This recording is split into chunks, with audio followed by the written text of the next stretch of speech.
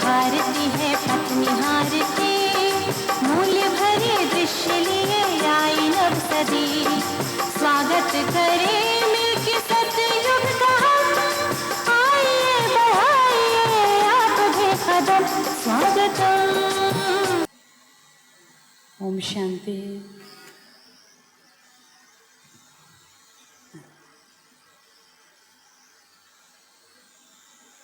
இப்போ நம்ம எல்லாரும் சார்பாக நம்ம தேவருமா சிஸ்டர் दीदी வந்து பொக்கே கொடுத்து வெல்கம் பண்ணுவாங்க. ஸோ सभी चेन्नई परिवार के तरफ से दीदी को பொக்கே देंगे.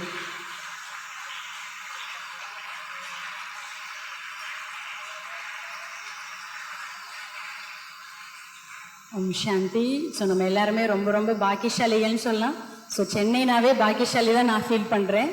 ஏன்னா பெரியவங்க நமக்கு எப்பயுமே வந்து நிறைய பேர் வந்துட்டே இருக்காங்க. ஸோ சிஸ்டர் கூட சுங்கா சேத்திரத்தில் சரண்டர் சிஸ்டர்ஸ்க்கான பட்டி நடந்துட்டு இருக்கு. சரண்டர் சிஸ்டர்ஸ் பிரதர்ஸ்க்கான பட்டி அதுக்காக வந்திருக்காங்க. ஸோ அதில் நமக்கு ஒரு லாட்ரி அடிச்சிருக்கேன்னு சொல்லலாம்.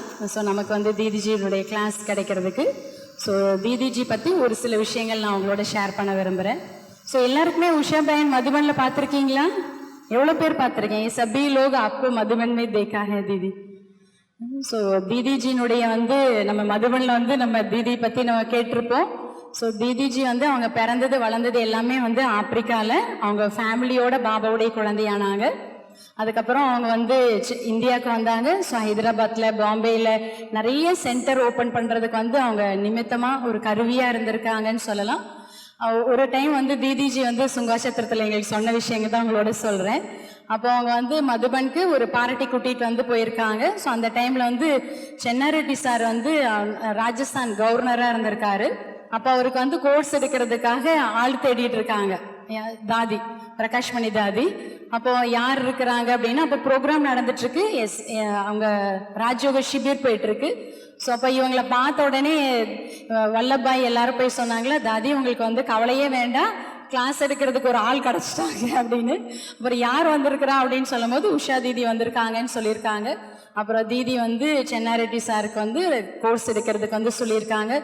ஸோ டெய்லியுமே அவங்க வந்து அவர் போய் கிளாஸ் எடுத்துகிட்டு வந்திருக்காங்க. ஸோ அது மாதிரி நிறைய விஐபிஸ்க்கெலாம் வந்து பார்த்தீங்க அப்படின்னா 7 நாள் பாடம் எடுக்கக்கூடிய ஒரு ப்ரோக்ராம் இருந்தது. அந்த டைம்ல இருந்து தாதி வந்து சொன்னாங்க, நீ வந்து ஹைதராபாத்துக்கு மும்பையில் உள்ளவங்களுக்கு சொல்லிட்டு வந்துரு, நீ மதுபன்ல இருந்து இங்கே சேவ் பண்ணலான்னு. ஸோ ஒரு பார்ட்டி கூட்டிட்டு வந்தாங்க. ஸோ தாதி சொன்னாங்க தீதியை மதுபன்ல இருக்க சொல்லி அதுக்கப்புறம் இருந்துட்டாங்க. பாபா சொல்வார்லே எவர் ரெடி, பாபா எங்கே அனுப்புகிறாரோ நம்ம அங்கே போகணும், அதுக்கான ஒரு எக்ஸாம்பிள்னு சொல்லலாம்.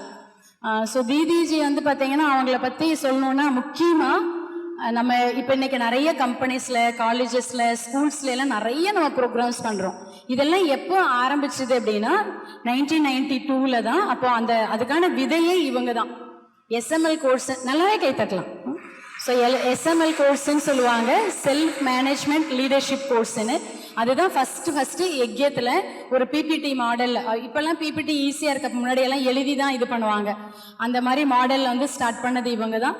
அதே மாதிரி இவங்க வந்து 2-3 விஷயங்கள்ல எல்லாரோட யஜ்யத்திலேயே எக்ஸ்பர்ட்டாக இருக்காங்க. எதுலன்னா ராமாயணம் மகாபாரதத்தினுடைய கதைகளில் வரக்கூடிய ஞானத்தை எப்படி மற்றவங்களுக்கு சொல்றது, ஸோ அந்த விஷயங்கள்ல இருக்காங்க. அதே மாதிரி பாபா எப்பயுமே சொல்லுவாரு, கீதையினுடைய பகவான் சிவபாபா தான், கிருஷ்ணர் கிடையாது அப்படிங்கறது எல்லாருக்குமே போய் சொல்லணும்னு சொல்லுவாங்க. அதை பத்தி ரிசர்ச் பண்ணி ஸோ நிறைய வந்து அவங்க எடுத்துட்டு இருக்காங்கன்னு சொல்லலாம். நிறைய சென்டர் வந்து ஓப்பன் பண்றதுக்கு வந்து கருவியா இருந்திருக்காங்க. அதே மாதிரி சிஸ்டர் வந்து பார்த்தீங்க அப்படின்னா நம்மளுடைய பிரைம் மினிஸ்டர் இப்போ இருக்கிறாங்களே மிஸ்டர் நரேந்திர மோடிஜி. ஸோ அவங்களுக்கு கூட வந்து பார்த்தீங்கன்னா 7 நாள் கோர்ஸ்லாம் எடுத்திருக்காங்க. அதே மாதிரி நிறைய விஐபி சர்வீஸ் பண்ணுறாங்க. மதுபனில் ஷிபிர் பண்ணிட்டு இருக்காங்க. ஸோ நம்ம எல்லாருக்குமே ஒரு பாக்கியம்னு சொல்லலாம். ஸோ அவங்களுடைய கிளாஸ் நம்ம வந்து கேட்க போகிறோம். அவங்கள பற்றி இன்னும் சொல்லிகிட்டே போகலாம், அப்புறம் தீதி பேசுறதுக்கு டைம் குறைஞ்சிடும். ஸோ அப்பேற்பட்ட ஒரு மகான் ஒரு ஆத்மா பாபா நமக்காக இங்கே அனுப்பிச்சி வச்சிருக்கிறாரு. ஸோ அவங்க கிட்ட இருந்து நம்ம வந்து பிளெஸிங் வேர்ட்ஸ் வந்து நம்ம கேட்கலாம். तो सभी चेन्नई परिवार के तरफ से तो दीदी जी को चेन्नई परिवार के तरफ से दीदी जी को स्वागतम सुस्वागतम सुस्वागतम। ओम शांति जी।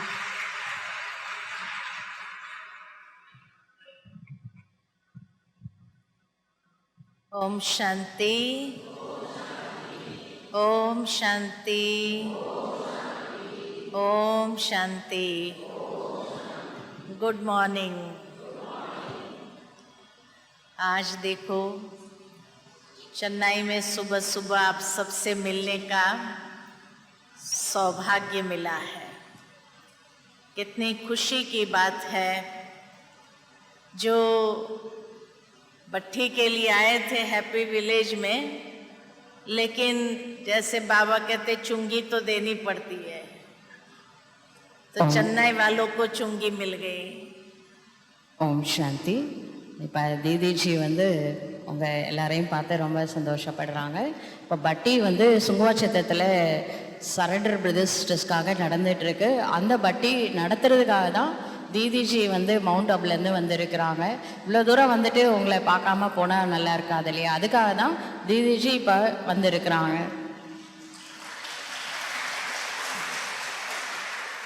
बाबा ने हम बच्चों को रोज कितने अमूल्य खजानों से भरपूर किया है. பாபா குழந்தைகளாகிய நம்மை தினமும் அந்த விலை மதிக்க முடியாத கசானாக்களால் நிரப்பிக்கொண்டே இருக்கின்றார். आज भी बाबा की मुरली में हम सभी ने सुना कि बाबा 3 सर्विस करने के लिए आते हैं. இன்று கூட முரளியில் வந்து பாபா சொல்லியிருந்தாரு, பாபா 3 சேவை செய்வதற்காக வந்திருக்கின்றார். पढ़ाई की सर्विस करते हैं, बच्चों को संभालने की सर्विस करते हैं और श्रृंगारने की सर्विस करते हैं. ஒன்று பாபா பாடம் எடுக்கிறாரு, படிப்பு சொல்லி கொடுக்குறாரு. ரெண்டாவது நம்மளை வந்து வளர்க்குறாரு, சம்பாலனை பண்ணுறாரு. மூன்றாவது அலங்கரிக்கிறாரு, ஸ்ருங்காரம் வந்து செய்கிறாரு. இந்த 3 சேவை பண்ணுறேன் அப்படின்னு இன்னைக்கு முரளியில் பாபா சொல்லியிருந்தாரு. और इतने समय से रावण के श्राप में थे, बाबा आकर के बेहद का वर्षा दे करके योग्य बना देते हैं. இவ்வளோ நாளாக நம்மளுக்கு வந்து ராவனுடைய சாபத்தில் தான் இருந்தோம். இப்போ சிவபாபா வந்திருக்கிறாரு, நம்மளை தகுதி உடையவர்களாக மாற்றி ஆஸ்தியை அளிக்கின்றார். अभी वर्तमान समय के हिसाब से अगर देखा जाए तो लगातार बाबा की अव्यक्त मुरली में ये बात विशेष अंडरलाइन हो रही है कि बच्चे अब समय जितना तीव्र गति से आगे बढ़ रहा है, उसके हिसाब से हमें जमा का खाता भी भरपूर करना है. இப்போ தொடர்ந்து அவ்வியக்த முரளியில் என்ன வந்துட்டு இருக்குன்னா, சமயம் வந்து தீவிர கதியில் முன்னேறி போயிட்டே இருக்கு. இந்த மாதிரியான சமயத்தில் நாம் வந்து சேமிப்பு கணக்கை அதிகரிக்கணும் அப்படின்னு சொல்லிட்டு இருக்கிறாரு. तो इसीलिए 3 जमा के खाते के विषय में बाबा की संडे की मुरली भी और इस बार की अवतरण की मुरली भी हमने सुनी है. இதில் 3 விதமாக இந்த புண்ணிய கணக்கை சேர்க்கிற விதி வந்து சொல்லியிருந்தாரு. சண்டே முரளிலையும் சொல்லியிருந்தாரு. இப்போ ரீசெண்டாக வந்தார்லே 15 நவம்பர் அந்த முரளிலையும் அந்த சேமிப்பு கணக்கை பற்றி சொல்லியிருந்தாரு. जैसे जैसे समय आगे बढ़ता जा रहा है, बाबा कहते हैं एवर रेडी रहना है. எப்படி வந்து சமயம் முன்னேறி போயிட்டே இருக்கோ, பாபா சொல்றாரு நாம எவரெடியாக இருக்க வேண்டும். क्योंकि अचानक का खेल है और अचानक के खेल के लिए पहले से ही बाबा सावधान करके हम बच्चों को एवर रेडी रहने के लिए इशारा देते हैं. இந்த நாடு இதில் வந்து திடீரென்று தான் எல்லாமே நடக்குது. அதனால தான் பாபா முன்னாடியே சொல்றாரு எவரெடியாக இருங்க, எது வேணாலும் திடீர்னு நடக்கும், நாம எவரெடியாக இருக்க வேண்டும். जब बाबा कहते बच्चे एवर रेडी हो तो सभी बच्चे हाथ उठा देंगे, हाँ बाबा आप ले जा सकते हो हमें, हम एवर रेडी है. இப்போ வந்து பாபா எப்போ கேட்குறாரு நீங்களாம் எவரெடியாக இருக்கிறீங்களா அப்படின்னு கேட்ட உடனே நம்ம எல்லாரும் கை தூக்குறோம். நான் வந்து எவரெடி, இப்போ கூட என்னை கூட்டிட்டு போனால் நான் வந்துடுறேன் அப்படின்னு நம்ம சொல்கிறோம். लेकिन वास्तव में एवर रेडी जब बाबा कहते हैं तो एवर रेडी माना हमारे जमा के खाते भरपूर है, क्योंकि इसी जमा के खाते से सारा कल्प हमें चलना है। இப்போ எவரெடி அப்படின்னா அதனுடைய அர்த்தம் வந்து சேமிப்பு கணக்கு நம்ம நிறைச்சிட்டோமா அப்படின்னு தான் அர்த்தம். இந்த கணக்கு மூலமாக தான் நம்ம எதிர்காலத்தில் ஆஸ்தியை அடைய முடியும். அதனால எவரெடி அப்படின்னா எல்லா விதமான சேமிப்பு கணக்கை அதிகரித்து இருக்க வேண்டும்.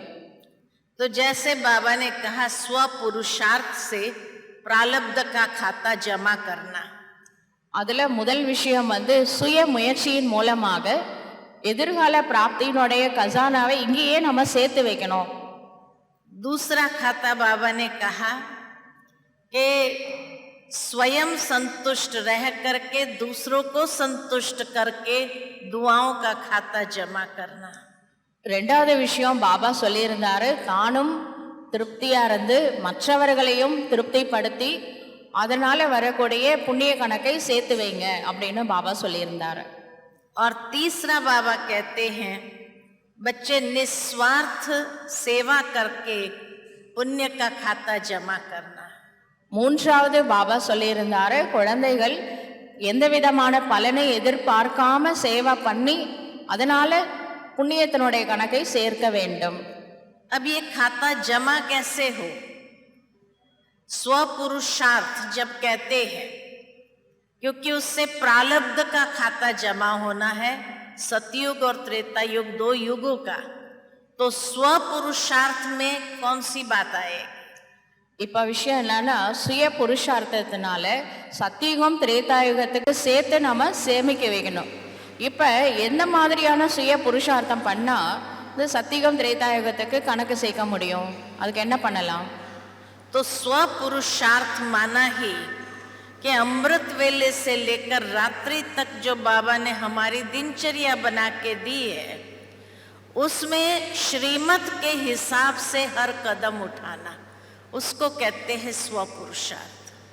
சுய முயற்சி அப்படின்னா என்ன அர்த்தம்? காலையில் அமிர்த வேலையில் ஆரம்பித்து இரவு படுக்கிற வரைக்கும் பாபா நம்மளுக்கு சில நியமங்கள் மரியாதைகள் கொடுத்துருக்கிறாரு. அதனுடைய அனுசாரம் நாம் வந்து நடக்கணும். அதுதான் உண்மையான சுய முயற்சி. அதுலேருந்து ஒரு ஸ்டெப்பு கூட நம்ம வெளியில் போகக்கூடாது. பாபா சொல்கிற ஈஸ்வரிய நியமம் மரியாதைப்படி நடப்பது தான் சுய முயற்சி ஆகும். श्रीमत हमें हमेशा यही सिखाती है कि बच्चे श्रेष्ठ कर्म करो, दूसरा किसी को दुख नहीं दो. जैसे आज भी बाबा ने मुरली में कहा, तुम सुखदाता के बच्चे हो, सर्व को सुख दो. இப்போ வந்து அந்த ஸ்ரீமத் வந்து என்ன சொல்லுது அப்படின்னா, நம்ம பாபா சொல்கிற வழிப்படி நடக்கணும். அதுக்கப்புறம் யாருக்கும் துக்கம் வந்து கொடுக்கக்கூடாது. எந்த எந்த யாராக இருந்தாலும் சரி நாம் வந்து துக்கம் வந்து கொடுக்கக்கூடாது. பாபா சொல்கிற பேச்சு மட்டும்தான் கேட்கணும். तो बाबा यही चाहते हैं कि बच्चे का हर कदम इस तरह से श्रीमत पर चले, कहीं पर भी गफलत न हो. श्रीमत में गफलत कैसे होती है? जब आलस और अलबेलेपन के वशीभूत होते हैं. இப்போ வந்து பாபா இதுதான் சொல்கிறாரு, ஸ்ரீமத் படி ஒவ்வொரு ஸ்டெப்பாக இருக்கணும், ஆனால் தவறு செய்யக்கூடாது அப்படின்னு சொல்கிறாரு. இந்த தவறு நடக்கிறதுக்கு 2 காரணம் இருக்குது. ஒன்று சோம்பேறித்தனம், 2வது அலட்சியம். இந்த 2 காரணத்தினால தான் தவறுகள் நடக்குது. तो इसीलिए हर वक्त हमें ये अटेंशन जरूर बना रहे कि मेरा हर कर्म श्रीमत के हिसाब से है. அதனால் நாம் வந்து இந்த கவனம் செலுத்தணும், என்னுடைய ஒவ்வொரு கர்மா செயலும் ஸ்ரீமத்துக்கு உட்பட்டு இருக்கின்றதா. जिस तरह से भक्ति मार्ग में भी जब हम मंदिरों में जाते थे तो वहाँ चरणामृत मिलता था, तो चरणामृत को स्वीकार करके फिर हमेशा ऐसे हाथ करते थे, इधर उधर नहीं पूछा. ऐसे ही क्यों किया? இப்போ நம்ம வந்து பக்தி மார்க்கத்தில் வழிபாடு செய்கிறதுக்காக போயிருக்கோம். அப்போ அமிர்தம் வந்து கொடுப்பாங்க. அந்த அமிர்தத்தை வந்து குடிச்சிட்டு அப்புறம் தலையில் இப்படி தடவோம்ல, இப்படி கன்னத்துலலாம் தடவுறது இல்லை தானே, தலையில் தானே இப்படி வைக்கிறோம். அது எதனால் அப்படி செய்கிறோம்? ये हमारा ही यादगार है संगम युग का कि जो बाबा हम बच्चों को रोज मुरली में ज्ञान अमृत देते हैं, उसमें जो धारणा की बातें हैं उसको जीवन में धारण करना, बिना धारण करना, और जो बाबा की श्रीमत है, आज्ञा है, उसको सिर माथे करके चलना। कहते हैं ना, आपकी आज्ञा सिर माथे। तो बाबा की हर श्रीमत को इतना रिगार्ड देना, इतना महत्व देना जीवन के अंदर कि उसको सिर माथे करके चलना। இப்போ வந்து நம்ம வந்து டெய்லி பாபா நம்மளுக்கு ஞான அமிர்தம் வந்து கொடுக்குறாரு. அதை வந்து நம்ம குடிச்சிடணும். அப்படின்னா ஞானம் பாபா என்ன சொல்கிறாரோ அதை உள்ளே இறக்கிக்கணும், டைஜஷன் பண்ணிக்கணும். அதுக்கப்புறம் தலைக்கு மேலே இப்படி செய்கிறது என்னன்னா, பாபா வந்து இந்த தாரணைக்காக சொல்கிறத குடிச்சிடணும். பாபா வந்து என்ன ஸ்ரீமத் கொடுக்குறாரோ அதை நான் தலை மேலே வச்சு நடக்கிறேன், பாபா நீ என்ன ஸ்ரீமத் கொடுத்தாலும் அதன்படி நடக்கிறேன் அப்படின்றதுக்காக தான் இந்த தலையில் எப்படி தடவுறது. जो हर कदम ऐसे है श्रीमत को रिगार्ड देते हुए, रिस्पेक्ट देते हुए चलते हैं, माना हमने दिल से बाबा का रिगार्ड रखा. யார் வந்து பாபா கொடுக்குற ஸ்ரீமத் படி ஃபுல்லாக நடக்கிறாங்களோ அவங்க தான் மனசால பாபாவுக்கு நம்ம ரிகார்டு கொடுக்குறோம், மரியாதை கொடுக்குறோம் அப்படின்னு அர்த்தம். भक्ति में यही कहा, गाया एक मंदिर में लेकिन बाहर हमारे कर्म दूसरे रहे. பக்தி மார்க்கத்தில் சொல்லியிருக்கு, உள்ளே வந்து செய்கிறதெல்லாம் பாடலாம், பஜனை பாடுறதெல்லாம் அந்த கோவிலில், அதுக்கப்புறம் வெளியில் போய் என்ன பண்ணுறாங்க, வேற வேலை செய்கிறாங்க அப்படின்னு சொல்லப்பட்டிருக்கு. दूसरी बात के स्वपुरुषार्थ माना, सदा हर एक की विशेषता को देखते हुए व्यवहार करना, कभी किसी की कमी कमजोरी को न देखना. அடுத்த முக்கியமான விஷயம் சுய புருஷார்த்தம். அப்படின்னா நம்ம ஒவ்வொருத்தருக்கும் ஏதாவது ஒரு விசேஷத்தா இருக்குல்ல, அதை மட்டும் பார்த்து காரிய விவகாரம் செய்யணுமே தவிர்த்து நம்ம வந்து மற்றவங்களுடைய குறைகளை பார்க்கக்கூடாது, பலவீனங்களையோ குறைகளையோ நம்ம பார்க்கக்கூடாது, நல்லதை மட்டும்தான் நம்ம வந்து பார்க்க வேண்டும். जिस तरह बाबा जो है जैसा है उसको जान करके मान करके उसकी श्रीमत पर चलते हैं, ऐसे हर आत्मा भी जो है जैसा है ऐसा उसको स्वीकार करके उनकी विशेषता को देखते हुए उसके साथ व्यवहार करना. இப்போ வந்து பாபா சொல்றாரு, அவர் யாரா இருக்கிறாரு, எப்படிப்பட்டவராக இருக்கிறாரு அப்படின்றத புரிஞ்சுக்கிட்டு நடக்கணும் அப்படின்னு சொல்றாருல்ல. அதே மாதிரி தான் மற்றவங்க கூட யாராக இருக்கின்றார்கள், எப்படிப்பட்டவராக இருக்கிறாங்க அதை புரிஞ்சுக்கிட்டு ஆனால் விசேஷத்தா மட்டும் பார்த்துக்கிட்டு விவகாரம் செய்யணும் அப்படின்னு சொல்கிறாங்க. क्योंकि तभी हमारा व्यवहार आपस में शुद्ध और सकारात्मक बना रहेगा, जो हमारा प्रारब्ध जमा करता है. அப்போ தான் நம்மளுடைய விவகாரம் வந்து சுத்தமாக இருக்கும், பாசிட்டிவாக இருக்கும். அப்போ தான் வந்து நம்ம எதிர்காலத்தினுடைய கணக்கு வந்து சேர்க்க முடியும். क्योंकि हम सभी आत्माएं सतयुग आदि से पाठ साथ में बजाने वाले हैं. நம்ம எல்லா ஆத்மாக்களும் சத்தியுகம் ஆரம்பிச்சதுலேருந்து ஒன்றா நடிக்கக்கூடியவர்கள். तो जब आदि से हम लोग सभी पाठ साथ में बजाने वाले हैं, तो इतना ही रिस्पेक्ट रिगार्ड हमारा एक दूसरे के प्रति भी यहाँ बना रहे. நம்ம ஆதியிலேருந்து ஒரே இடத்துல பார்ட் ப்ளே பண்ண போகிறோம் அப்படின்னா ஒருத்தவங்க இன்னொருத்தவங்களுக்கு அந்த மரியாதையை வந்து செலுத்தணும், உண்மையான மரியாதை செலுத்தணும். मैक्सिमम हमारे जन्म में साथ में है, तो हम क्यों अपना कोई नेगेटिव खाता बनाए आपस में भी. हमारा हर रिस्पेक्ट रिगार्ड के आधार पर जब एक दूसरे के साथ व्यवहार होता तो हमारा 84 जन्म का भी पॉजिटिव खाता बनता है. அதனால நாம் எல்லார்கிட்டையுமே வந்து நம்ம மரியாதை கொடுத்து நம்ம வந்து பழகும் பொழுது பாசிட்டிவான ஒரு கணக்கு வந்து ஏற்படும். அதனால இதெல்லாம் தெரிஞ்சிருச்சு இல்லையா, அதனால எல்லார்கிட்டையுமே நம்ம அந்த மாதிரி தான் நடந்து கொள்ள வேண்டும். அப்போ தான் வந்து 84 பிறவிகளுக்கு நம்ம அந்த பாசிட்டிவான புண்ணிய கணக்கை சேமிக்க முடியும். तो स्वपुरुषार्थ से प्रारब्ध का खाता माना हर कदम में इतना सावधानी से हमारा हर कर्म रहे. சுய புருஷார்த்தம் மூலமாக பிராப்தம் அப்படின்னா அதனுடைய அர்த்தம் நம்மளுடைய ஒவ்வொரு ஸ்டெப்லேயும் நம்ம வந்து இதை கவனத்தில் வைக்கணும். तो ये प्रालब्ध माना सतयुग त्रेता युग का प्रालब्ध, 2 युगों तक एक एक जन्म जो हम फाइनलाइज कर रहे हैं कि हमें प्रजा में जाना है, दास दासी में जाना है या राजघराने में आना है, ये हमारा वर्तमान समय के आपसी व्यवहार और जैसे बाबा कहते हैं कि सदा एक दूसरे को शुभ भावना, शुभ कामना देने का भाव रहता है, तब जाकर के हम एक एक जन्म हमारा फाइनलाइज करते हैं सतयुग त्रेता तक का। இப்போ சுய புருஷார்த்தம் பண்ணுறது வந்து சத்தியுகத்தில் ஆரம்பித்து திரேதாயுகம் வரைக்கும் ஒவ்வொரு பர்த்லேயும் நாம் எப்படி இருக்கணும் அது வந்து ஃபைனலைஸ் பண்ண போகிறோம். நம்மளுடைய காரிய விவகாரத்தின் மூலமாக நம்ம ராஜாவாக ஆக போகிறோமா அல்லது பிரஜையாக போகிறோமா அல்லது வேலைக்காரங்களாக ஆக போகிறோமா அப்படின்றது நாம் செய்யக்கூடிய செயலோட ஆதாரத்தில் நாமளே வந்து தீர்மானம் செய்கிறோம். அப்போ நம்ம ஒவ்வொருத்தருங்கிட்டையும் யார்கிட்ட நம்ம விவகாரம் போகிறோமோ அப்போ அவங்ககிட்ட எப்படி பண்ணணும், சுப பாவனை, சுப காம்னா, அதை வச்சு தான் நம்ம அவங்ககிட்ட பேசுகிறோம். அவங்க எப்படிப்பட்டவங்களா இருந்தாலும் விசேஷத்தா பார்க்கணும், சுப பாவனை வைக்கணும். அப்போ நம்மளுடைய காரிய விவகாரம் மாற்றம் அடையும். இதனுடைய ஆதாரத்தில் தான் சத்தியுகத்திலேருந்து திரேதாயுகம் எண்டு வரைக்கும் ராஜா பிரஜா வேலைக்காரங்க பதவி, இதனுடைய ஆதாரத்தில் தான் சுய புருஷார்த்தத்தினுடைய ஆதாரத்தில் சேமிப்பு கணக்கில் சேமிப்பாகும். दूसरा खाता जो बाबा कहते हैं सेवा द्वारा पुण्य का खाता, उसमें भी निस्वार्थ सेवा भाव, उससे हमारा पुण्य जमा होता है. அடுத்து பாபா சொல்லியிருக்கிறாரு சேவையின் மூலமாக புண்ணியத்தினுடைய கணக்கு. அந்த சேவை கூட எப்படி செய்யணும் அப்படின்னா பலனை எதிர்பார்க்காம சேவை பண்ணணும், நிஸ்வார்த்த பாவ். அதோட நம்ம சேவை பண்ணும் பொழுது தான் அந்த புண்ணியத்தோட கணக்கு வந்து சேமிப்பாகும்.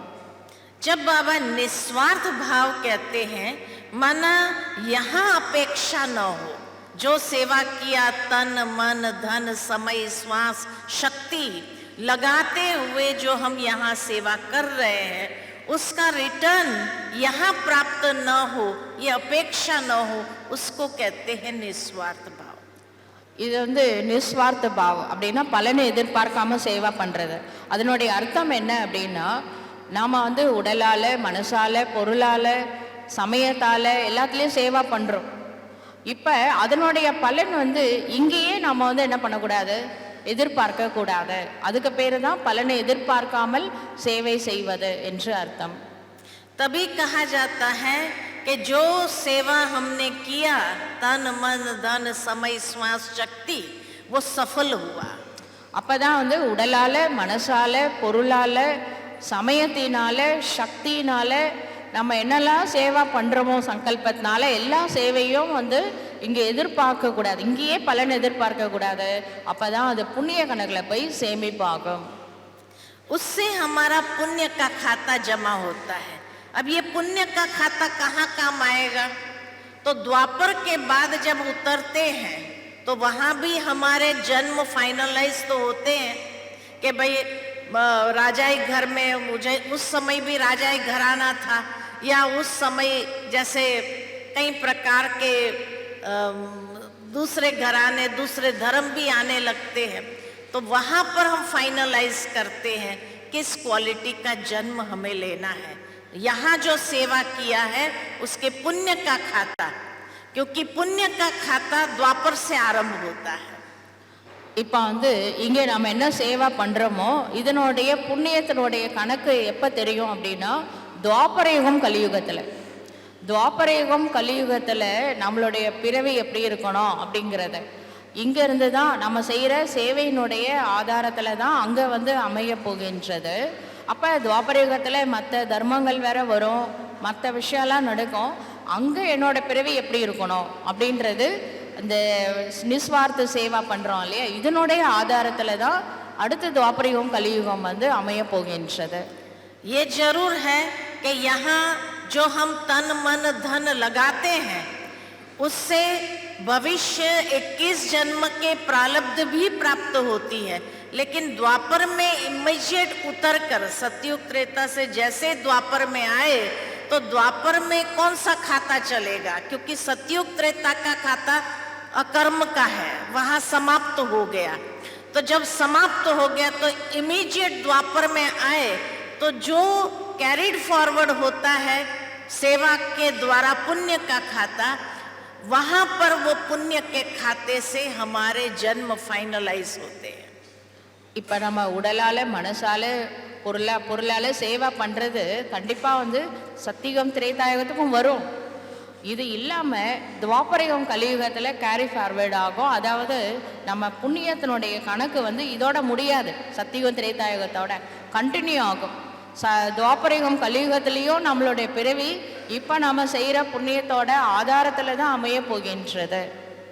इसलिए कहा जाता है कि द्वापर से दान पुण्य से चलता है। अब दान जो यहाँ किया है उसका पुण्य जो है उसी के आधार पर चलता है। அதனால தான் சொல்லப்படுகின்றது, துவாபர யுகத்திலிருந்து தானம் புண்ணியத்தோட ஆதாரத்தில் தான் அவங்க ராஜா ஆகுறாங்க அப்படின்ட்டு. இங்கே நம்ம எவ்வளோ தானம் பண்ணுறோமோ அதனுடைய ஆதாரத்தில் வரக்கூடிய புண்ணியம் வந்து துவாபர யுகம் கலியுகத்தில் நம்மளுடைய பிறவிக்கு ஆதாரமாக இருக்க போகின்றது. तो इसीलिए वहां तो बाद में दान करेंगे, होगा तब दान, लेकिन यहाँ का दान किया हुआ का जो पुण्य है वो वहां भी प्राप्त होता, प्रारब्ध भी बनता है जो बाबा कहते हैं 21 जन्म का, लेकिन वो समाप्त हो गया क्योंकि अकर्म है। लेकिन जो दूसरा खाता हमारा दान करके बनता है निस्वार्थ भाव का, जहाँ यहाँ हम लेने की अपेक्षा नहीं रखते हैं, तो वो वहाँ पर पुण्य का खाता बन करके हमारे साथ रहता है।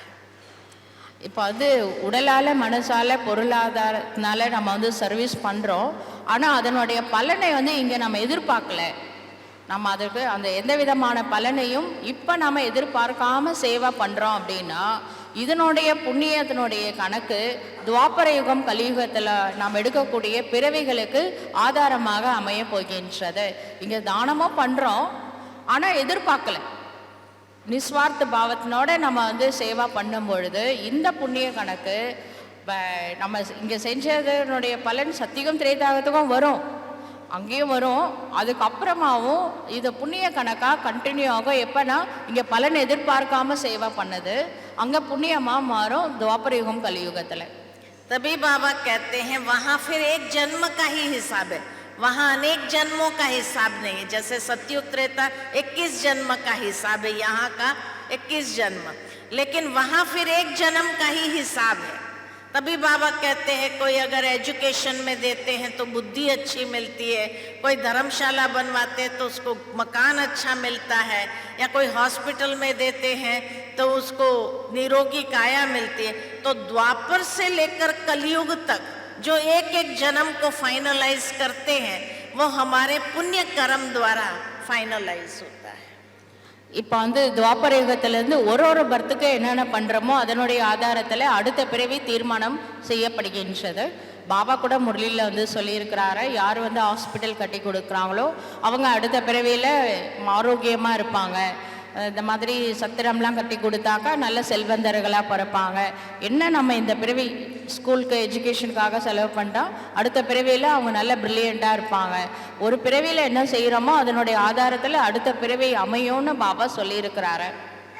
इसलिए आज की मुरली में भी जो बाबा ने कहा ट्रांसफर करना, तो समझदारी से ट्रांसफर करते हैं, सतयुग त्रेता भी और द्वापर भी। அதனால இன்னைக்கு கூட முரளியில் டிரான்ஸ்ஃபர் பண்ணுங்கன்னு சொல்லியிருக்கிறாரு. அப்போ நம்ம புத்திசாலித்தனமாக டிரான்ஸ்ஃபர் பண்ணணும். நம்ம செய்கிறது சத்தியுகம் திரேதாயுகத்துக்கு மட்டும் இல்லை, அப்படியே நம்ம அந்த பலன் எதிர்பார்க்காம சேவை பண்ணும் பொழுது துவாபரயுகம் கலியுகத்துக்கும் சேர்த்து டிரான்ஸ்ஃபர் பண்ணிக்கலாம்.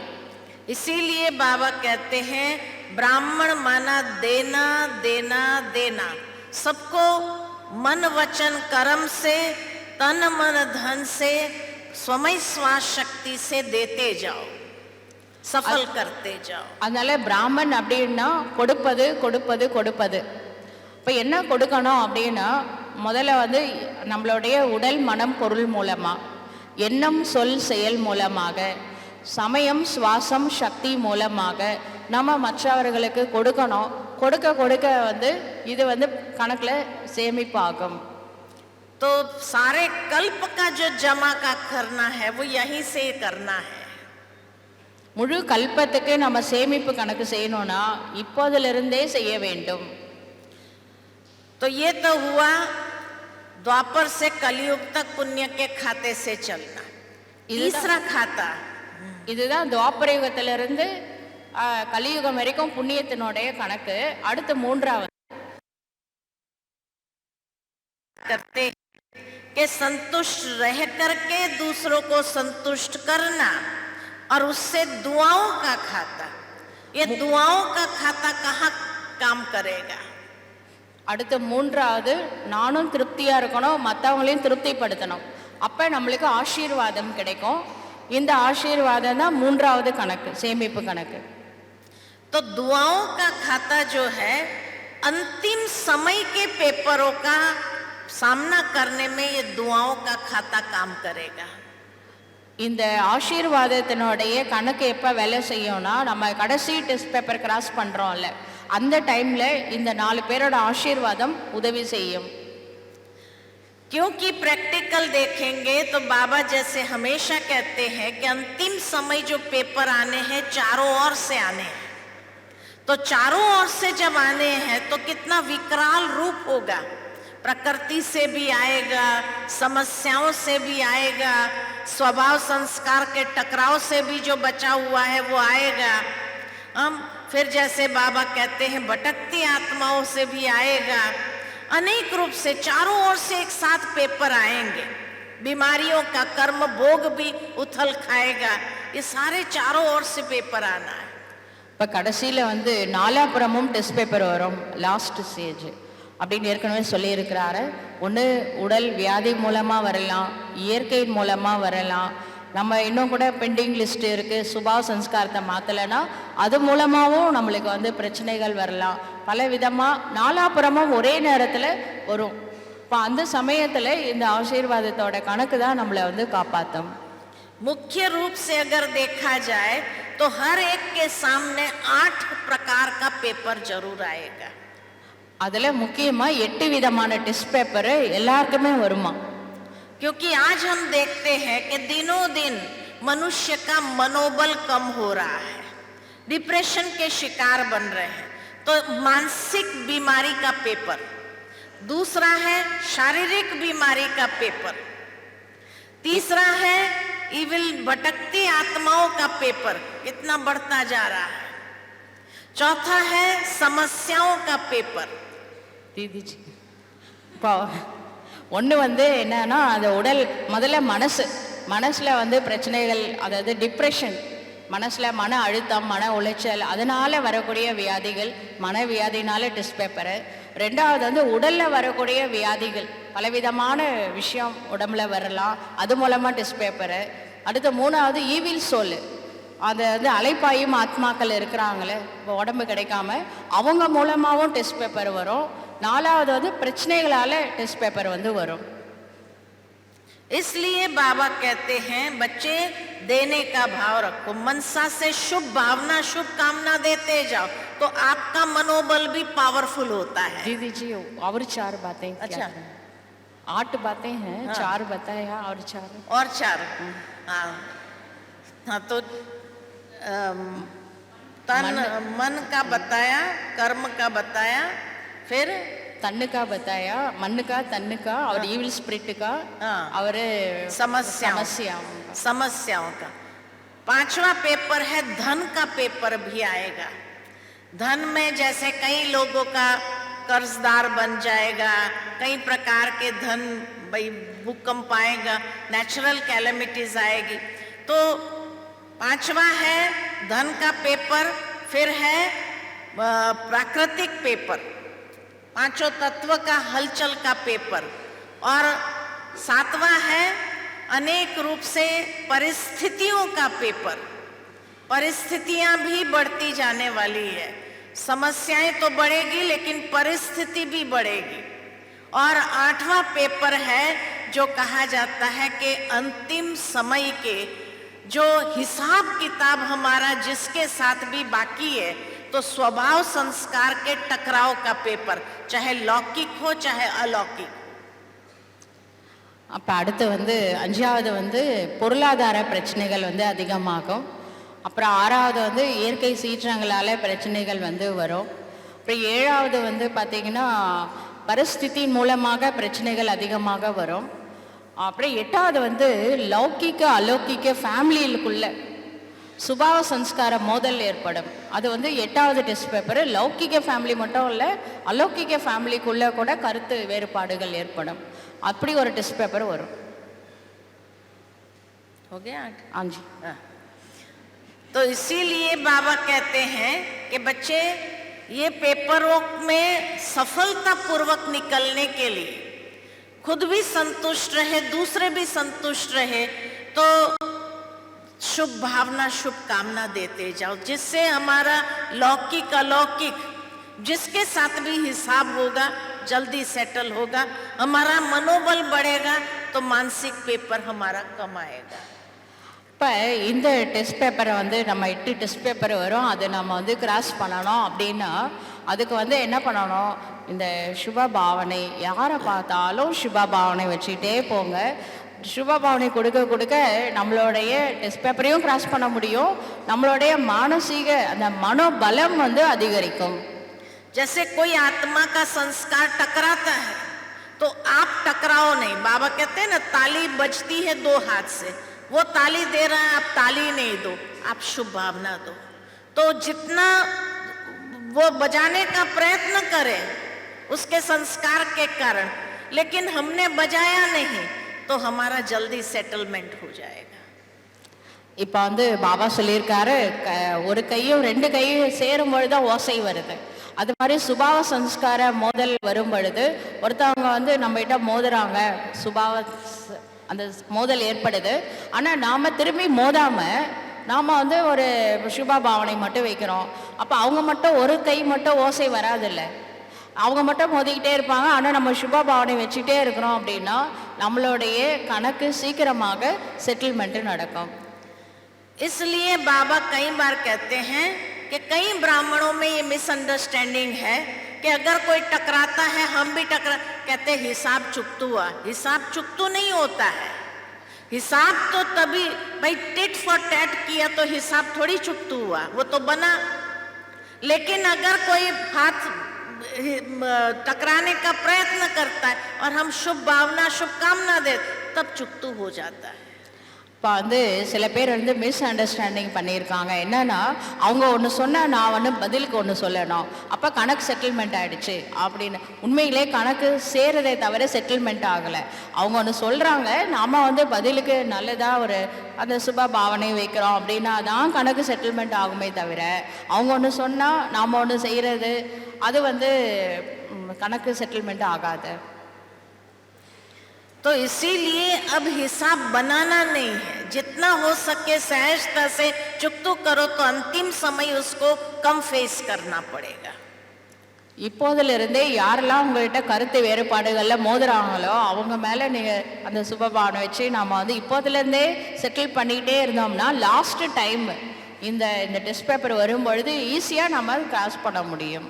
फिर भी अंतिम समय जब चारों ओर से पेपर आना है, बाबा ने कई बार मुरली में कहा है, बच्चे अभी तो कुछ नहीं, ये दुख के पहाड़ गिरने हैं.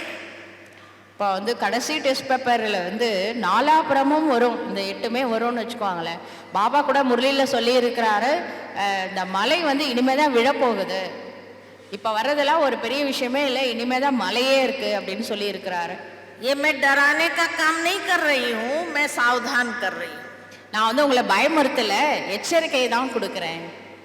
कि जब चारों ओर से पेपर आता है तो उसमें जो शक्ति काम कर रही है वो है दुआओं की शक्ति. वो आपको हर बार बचाएगी, हर परिस्थिति में बचाएगी. இப்போ அந்த பயங்கர டெஸ்ட் பேப்பர் வரும்ல, ஃபைனல் டெஸ்ட் பேப்பர், அந்த டைமில் உங்களை காப்பாற்றக்கூடியது ஒரே ஒரு பவர் என்னன்னா அது ஆசீர்வாதம் தான். அதுதான் உங்களை அந்த கடைசி சூழ்நிலையில் காப்பாற்றி கொடுக்கக்கூடியதாக ஆகும். दुआओं की शक्ति बड़े से बड़ी परिस्थिति को भी मक्खन से बाल की तरह बाहर निकाल देंगी. இந்த ஆசீர்வாதம் அப்படிங்கிறது அப்படிப்பட்ட சக்தியாகும். அவ்வளோ பெரிய பிரச்சனை வந்தால் கூட இந்த வெண்ணெயிலேருந்து அப்படியே முடி எடுக்கிற மாதிரி ஈஸியாக வந்து வெளியில் வந்துடும். जैसे कई बार किसी को एक्सीडेंट होता है, गाड़ी में जा रहे हैं, एक्सीडेंट होता है. अब एक्सीडेंट बहुत भयंकर होता है, गाड़ी जैसे एकदम खत्म हो गई, लेकिन दुआओं की शक्ति होगी तो उस एक्सीडेंट में भी उस व्यक्ति को खरोच तक नहीं आती है और वो बाहर आ जाता है। लोग कहते हैं ये तो चमत्कार हो गया। चमत्कार नहीं, ये उसकी दुआओं की शक्ति ने उसको बचाया। ஒரு எக்ஸாம்பிள் வந்து ஒரு ஆக்சிடெண்ட் ஆகுது. ஆக்சிடெண்ட் ஆகிட்டு அந்த வண்டி கார் வந்து அப்படியே அப்பள மாதிரி நொறுங்கி போயிடுது. ஆனால் வந்து உள்ளுக்குள்ளே இருக்கிற ஆள் வந்து அப்படியே ஒன்றுமே இல்லாமல் ஒரு சின்ன கீறல் கூட இல்லாமல் பிழைக்கிறாங்க அப்படின்னா இது ஒரு பெரிய விஷயம். கடவுள் தான் உங்களுக்கு உதவி செஞ்சார் அப்படின்னு சொல்கிறாங்க. ஆனால் அது விஷயம் என்ன அப்படின்னா உங்களுடைய ஆசீர்வாதம் வாங்கியிருக்கிறீங்கல்ல, உங்களோட நீங்கள் எத்தனை பேர்கிட்டருந்து வாங்கின அந்த ஆசீர்வாதம் தான் உங்களை காப்பாற்றி இருக்கு. அது அந்த அதுக்கு வந்து அந்த கீறல் கூட இல்லாமல் காப்பாற்றப்பட்டது ஆசீர்வாதத்தினால மட்டும்தான். तो जो होनी थी होनी होकर रहती है, होनी को कोई टाल नहीं सकता है, लेकिन होनी थी, लेकिन हमारे जो श्रेष्ठ कर्म है, जो दुआएं हमने कमाई है, वो दुआएं उस वक्त हमारे सामने शील्ड बन करके आ जाती है, वो हमें खरोच तक नहीं आने देती है. ஆக்சுவலாக வந்து ட்ராமா அனுசாரம் அந்த ஆக்சிடெண்ட் ஆகணும்னு விதி, அந்த விதி நடக்கும். ஆனால் நாம் வந்து அதில் மாட்டாமல் ஒரு சின்ன கீறல் கூட இல்லாமல் தப்பிக்கிறது எப்படி அப்படின்னா அதுதான் அந்த ஆசீர்வாதத்தினுடைய சக்தி. அது எவ்வளோ இருக்கோ அந்த அளவுக்கு நாம் ஒரு சிறிய கீறல் கூட இல்லாமல் தப்பிக்க முடியும். मैं अपना एक अनुभव सुनाऊं. हम अहमदाबाद आ रहे थे, माउंट आबू से अहमदाबाद आ रहे थे. अब आजकल रास्ते बहुत अच्छे हैं, गाड़ी 100 पर तो चलती ही है. तो एक ट्रक वाले का आगे जो ट्रक चल रहा था उसका अचानक इंजन बंद हो गया, रुक गई. दूसरी लाइन में भी एक ट्रक थी, खड़ी थी, तो निकलने का मार्जिन, सीधा वो ट्रक में घुस गया. अब वो ट्रक में जो पीछे लोहा होता है, लोहा जिसके ऊपर से चढ़ते हैं अंदर ट्रक में, तो वो लोहा पूरा गाड़ी अंदर चली गई, कांच को तोड़ करके यहाँ आके रुक गया. मैं आगे बैठी थी, यहाँ एक इंच पर आके रुक गया, नहीं तो ऑन द स्पॉट डेथ होनी थी. इतना भयंकर एक्सीडेंट, गाड़ी स्क्रैप में ही गई, लेकिन हमको एक खरोच तक नहीं आई. किसने बचाया? होनी जो थी वो होकर रहती है, लेकिन दुआओं की शक्ति उस वक्त महसूस हुई कि ये 1 इंच पर आके लोहा रुक गया. थोड़ा सा भी आगे आता था तो पूरा खत्म हो जाता था. तो दुआओं की शक्ति जो है ऐसे शील्ड बन जाती है. இப்போ அவங்களோட அனுபவம் வந்து சொல்கிறாங்க. ஒரு முறை வந்து அபு ரோட்ல இருந்து இங்கே அகமதாபாத்தை வந்து போயிட்டுருக்குறாங்க. இப்போல்லாம் ரோடு ரொம்ப நல்லா இருக்குது இல்லையா, அதனால் ஒரு 100 கிலோமீட்டர் ஸ்பீடில் வந்து போயிட்டுருக்குது வண்டி. அந்த மாதிரி போயிட்டுருக்கும் போது பார்த்திங்கன்னா எதிரில் போயிட்டு இருந்த ட்ரக்கு வந்து திடீர்னு வந்து என்ஜின் ஃபெயிலியர் ஆகி நின்று போச்சு. திடீர்னு ட்ரக்கு நிற்குது, அந்த சைடும் ஒரு ட்ரக்கு இருக்குது. இவங்க வந்து ஸ்பீடாக வேறு வண்டி வந்துட்டுருக்கு காரு. அது நேராக போய் அந்த ட்ரக்கில் போய் அப்படியே மோதிரிச்சு அப்படியே உள்ளே போயிடுச்சு. அப்போ அந்த ட்ரக்கில் வந்து படிக்கட்டில் ஒரு மாதிரி வச்சுருப்பாங்களே, அது மேலே ஏறி உள்ளே ஏறுவாங்க தானே, அது வந்து கரெக்டாக தீதிஜிக்கு ஒரு நெத்திக்கு முன்னாடி 1 இன்ச்சு அளவுக்கு அங்கே வந்து நிற்குது. 1 இன்ச்சு பட்டிருந்தா என்ன ஆயிருக்கும் அப்படின்னா என்ன ஆயிருக்கும், ஸ்பாட் அவுட் ஆகிருக்கும் இல்லையா. ஆனால் வந்து தீதிஜி வந்து காப்பாற்றினது என்னது, இந்த ஆசீர்வாதத்தினுடைய சக்தி. ப்ராக்டிக்கலாக வந்து ஒரே 1 இன்ச்சு முன்னாடி நிற்குது அந்த வண்டி. ஆனால் அந்த கார், இவங்க போன கார் வந்து ஸ்க்ராப் போயிடுச்சு. ஆனால் தீதிஜிக்கு ஒரு சின்ன கீறல் கூட இல்லாமல் அந்த ஆசீர்வாதத்தோட சக்தி வந்து காப்பாற்றி கொடுத்துருக்கு. तो इसीलिए कहा, ये एग्जाम्पल इसीलिए दिया ताकि अंतिम समय दुआएं कैसे हमारे लिए कवच बन करके हमें प्रोटेक्ट करेगी, हमारी अवस्था को प्रोटेक्ट करेगी, अवस्था को हलचल में नहीं आने देंगी, तकलीफ नहीं होंगी. तो जब चारों ओर से पेपर आएगा तो सोचो आत्मा पर कितना प्रेशर होगा हलचल में आने का. लेकिन अगर दुआओं की शक्ति है तो हर रीति से आप सेफ रहेंगे, अचल अडोल रहेंगे और उन पेपरों को सहजता से पार कर सकेंगे. அது வந்து எதுக்காக நம்ம எக்ஸாம்பிள் சொன்னோம் அப்படின்னா அது வந்து ப்ராக்டிக்கல். இப்போ நம்ம வந்து எவ்வளோ நம்ம வந்து ஆசீர்வாதம் வாங்கிட்டே இருக்கிறோமோ கடைசியில் வரக்கூடிய டெஸ்ட் பேப்பரை நம்ம ஏற்கனவே சொன்ன மாதிரி அந்த 8 விதமான டெஸ்ட் பேப்பரில் ஆத்மாவோட ப்ரெஷர் அதிகரிக்கும். ஏகப்பட்ட பிரச்சனை, எந்த சைடு திரும்பினாலும் பிரச்சனை இருக்கும் பொழுது அதை ஃபேஸ் பண்ணுறதுக்கு, நம்ம ஸ்திதியை வந்து மெயின்டைன் பண்ணுறதுக்கு, அவஸ்தாவை சரியாக வைக்கிறதுக்கு இந்த ஆசீர்வாதத்தோட சக்தி வந்து அந்த நேரத்தில் நம்மளுக்கு வந்து ப்ரொடெக்ஷன் பண்ணும். ஒரு ஷீல்டு மாதிரி நம்மளை சுற்றி ஒரு ஷீல்டு மாதிரி ப்ரொடெக்ஷன் பண்ணக்கூடியது இந்த ஆசீர்வாதத்தோட சக்தி தான். इसलिए बाबा कहते हैं ये 3 खाते भरपूर होने चाहिए. அதனால தான் பாபா சொல்றாரு இந்த 3 விதமான கணக்கு முழுமையாக நிரப்பி வைத்துக் கொள்ளுங்கள் அப்படின்னு சொல்றாரு. तो ये दुआओं का खाता जो है वो कैसे प्राप्त होगा? संतुष्ट रह करके दूसरों को संतुष्ट करना है. இந்த ஆசீர்வாதம் எப்ப பிராப்தம் ஆகும் அப்படின்னா நானும் திருப்தியா இருந்து மற்றவர்களையும் திருப்தி படுத்தும் பொழுது மட்டும்தான் இந்த ஆசீர்வாதம் அப்படின்ற அந்த கஜானா பிராப்தி ஆகும். अब संतुष्ट कैसे रहेंगे? तो जब हमारे जीवन में ड्रामा का पाठ पक्का होगा, जो हुआ उसमें कल्याण, जो हो रहा है उसमें कल्याण और जो होने वाला है उसमें बहुत कल्याण, तो उससे खुद भी संतुष्ट रहेंगे और दूसरों को भी हम नेगेटिव संकल्प चलाने के बदले, व्यर्थ संकल्प चलाने के बदले उनको भी संतुष्ट करेंगे. चलो कोई बात नहीं, ड्रामा है, सदा कल्याणकारी. இப்போ நம்ம திருப்தியாக இருக்கிறதுக்கு என்ன பண்ணலாம்?